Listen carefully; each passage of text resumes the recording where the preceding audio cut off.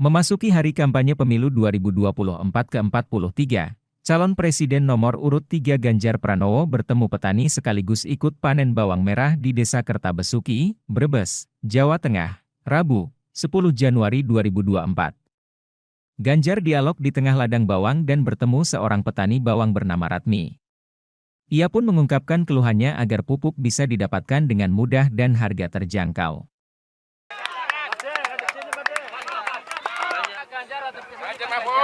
Ganjar menang.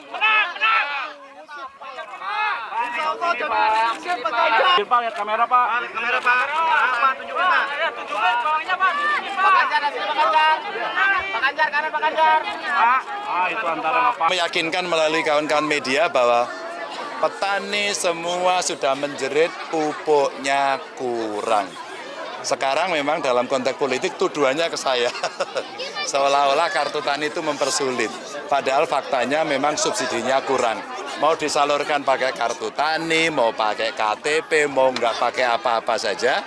Kalau kemudian subsidinya kurang, maka ya memang terjadi rebutan di tingkat bawah.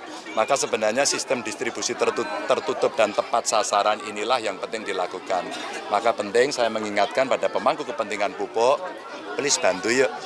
Saya punya data kartu tani itu bukan kartunya loh, itu adalah database petani.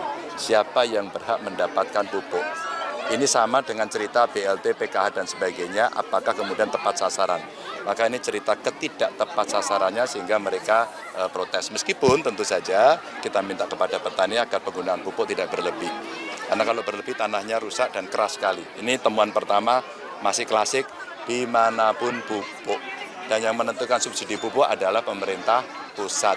Nah, Kementerian Pertanian nanti dibawa ke Komisi 4 DPR, Komisi bicara dengan Menteri Keuangan. Kalau kita mau serius ngurusi soal pangan, maka mari kita prioritaskan ini.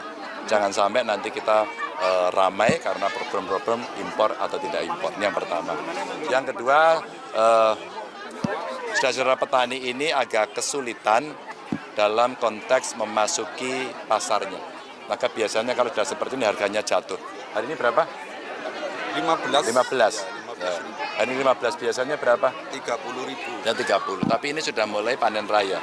Biasanya hubungannya biasa, suplainya banyak, harganya turun. Maka saya katakan bagaimana cara menjualnya, maka urusannya tadi Pak butuh pasar induk. Saya kira pasar induk yang mesti dihidupkan dan peran pemerintah lagi-lagi ditunggu untuk menghidupkan itu. Saya kira cukup Pemda sebenarnya.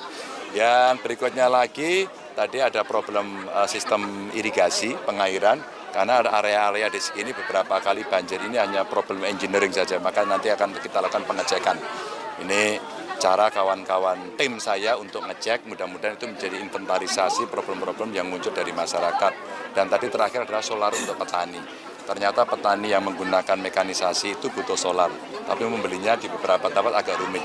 Ini butuh rekomendasi dari dinas. Maka sekali lagi rasa-rasanya big data yang kita miliki soal pertanian itu harus menjadi prioritas untuk perbaikan sehingga seluruh bantuannya akan bisa tepat sasaran dan bisa merespon kawan-kawan petani ini. Pak, tadi hasil tani kan banyak ya Pak dari masyarakat. Terus ya, tadi ya. juga sempat berbincang dengan ibu-ibu. Ya, kalau nggak cuma bawang aja, ini ya. ada pengembangan UMKM kan supaya produk-produk mereka bisa dipasarkan lagi kembali. Ya sebenarnya kalau kita bicara basisnya adalah bawang merah sebenarnya. Kalau tidak laku apa diolah aja.